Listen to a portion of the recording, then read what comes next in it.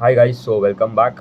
So in this video, I'm going to cover Saregama India. ठीक है. So Saregama India क्या करता है? They are into music labelling and licensing करता है फॉर द वेरियस सॉन्ग्स जो भी मूवीज़ में आते हैं, जो भी एल्बम्स में आते हैं, उसके लिए they list it on various platforms like YouTube हो गया, टिप्स क्या बोल रहा हूँ, यूट्यूब हो गया, स्पॉटिफाई हो गया, सावन हो गया. तो वेरियस प्लेटफॉर्म, गाना.com हो गया, अमेजॉन म्यूज़िक, ये सब प्लेटफॉर्म से लिस्ट द सॉन्ग्स एंड उसके बाद they earn in various terms. मतलब एक आप ले लो, एक सब्सक्रिप्शन वाला मॉडल है. मतलब if you have Spotify premium तो आपने सब्सक्रिप्शन पे किया होगा. उसके बाद यू गेट अ रेवेन्यू, आपको कमीशन मिलता है ऑन दैट पर्टिकुलर सॉन्ग. ठीक है, जो भी मिलना होगा. दूसरा हो गया एडवर्टाइजमेंट. मतलब अगर आप फ्री में अगर कोई सॉन्ग सुन रहे हो तो आपको पहले ऐड बताया गया, उसके बाद only you are able to listen to that song. तो वो हो गया एडवर्टाइजमेंट वाला रेवेन्यू. उनका थोड़ा अलग मॉडल है फ्रॉम कंपेयर टू टिप्स. ठीक है, I have covered tips music as well last video में, तो वो अगर आपने नहीं देखा तो you can check that out as well. ठीक है, इनका इनका they also are into short films भी बनाते हैं. मतलब 30 मिनट्स 15-20 मिनट्स के शॉर्ट फिल्म्स.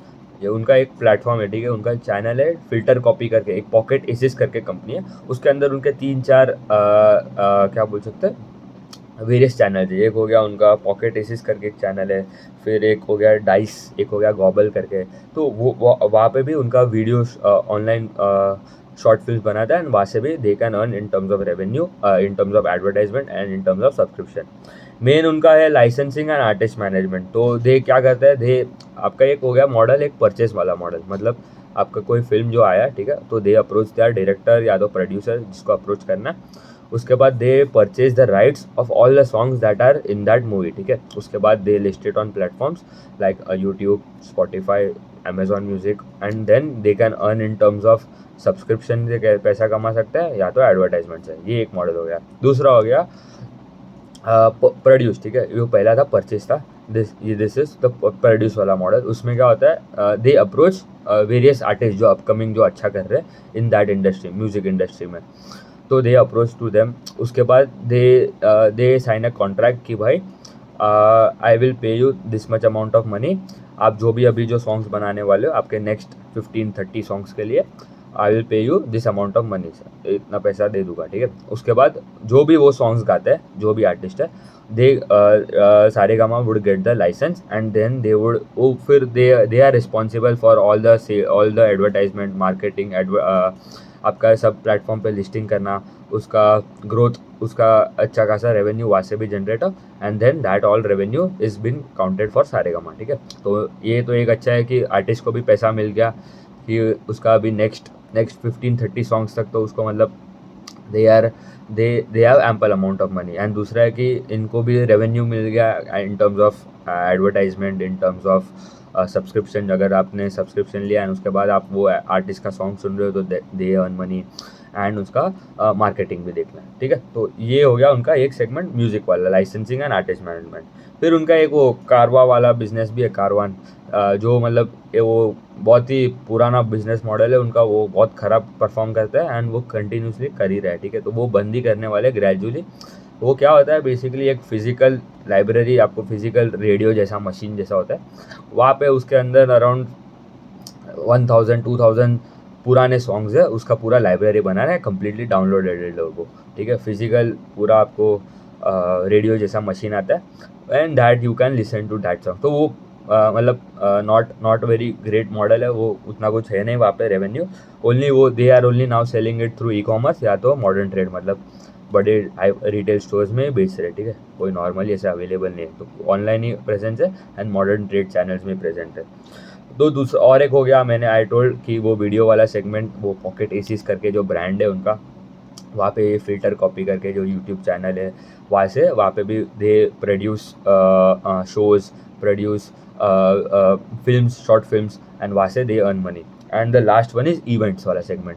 तो जो भी इवेंट्स होते हैं फॉर आर्टिस्ट, ठीक है, उसका भी they look on to the ticketing, उसका पूरा मॉडल को ड्राइव करना एंड वहाँ से भी दे अर्न कट. ठीक है, तो उन्होंने हिमेश रेशमिया को साइन किया था फॉर देयर, उनका एक शो था कैप मेनिया करके, तो वहाँ से भी उनको अच्छा खासा रेवेन्यू जनरेट हुआ है। तो ये उनका बिजनेस मॉडल है। अभी आ जाता है ग्रो नंबर्स पे, ठीक है।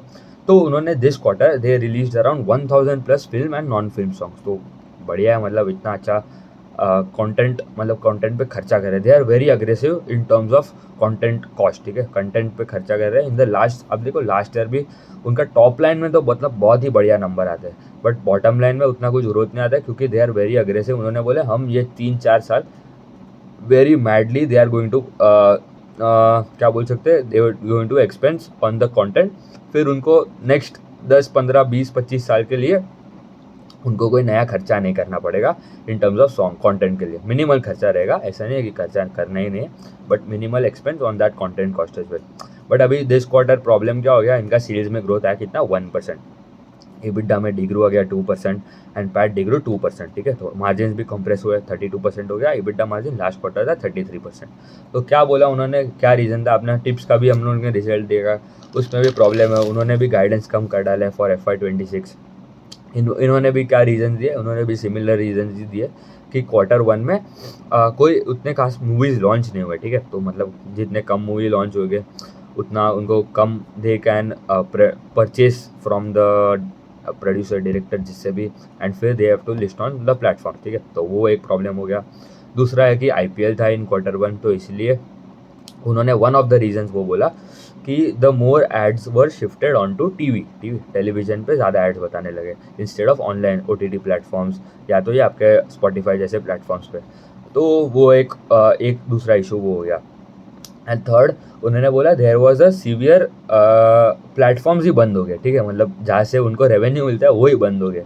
कौन से प्लेटफॉर्म्स बंद हो गया, एक हंगामा करके एक प्लेटफॉर्म है वो बंद हो गया, एक रेसो करके एक प्लेटफॉर्म है वो बंद हो गया, विंक म्यूज़िक बंद हो गया, एंड जो गाना करके जो प्लेटफॉर्म है गाना.com वो एग्जिस्ट करता है, बट वो पहले फ्री में भी म्यूज़िक देता था, ठीक है।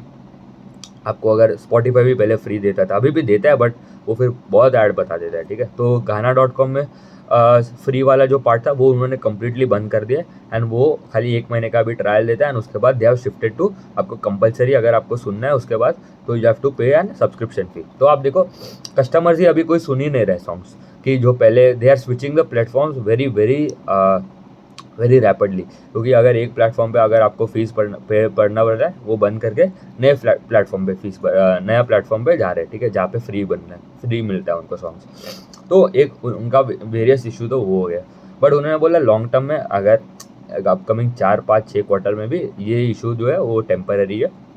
एंड सब्सक्रिप्शन में आप देखो लास्ट 2-3 साल में भी कितना सब्सक्रिप्शन में ग्रोथ आ गया। All the companies are moving away from the advertisement model and shifting to the subscription model. अभी इनका गाइडेंस पे आ जाता है। इनका गाइडेंस है to grow by 23-25% in FY26। उनका पहले भी उतना ही रहता था। उनका पहले आई गेस जो टॉप लाइन है दे यूज टू ग्रो अराउंड 35-40% के आसपास, तो मिनिमम ग्रोथ आता ही था इन टॉप लाइन। बट अभी वो गाइडेंस उनका था 23-24, बट ये टाइम तो बिल्कुल ग्रोथ आया ही नहीं, ठीक है। टिप्स म्यूजिक में भी बिल्कुल ग्रोथ आया नहीं, ठीक है। मतलब 19% ग्रोथ आया। वो पहले गाइडेंस कितना था, 30% के आसपास का top line and 30% bottom line, and margin का guidance is around 32-33% for FY26। तो हमें ट्रैक करना पड़ेगा दोनों कंपनी।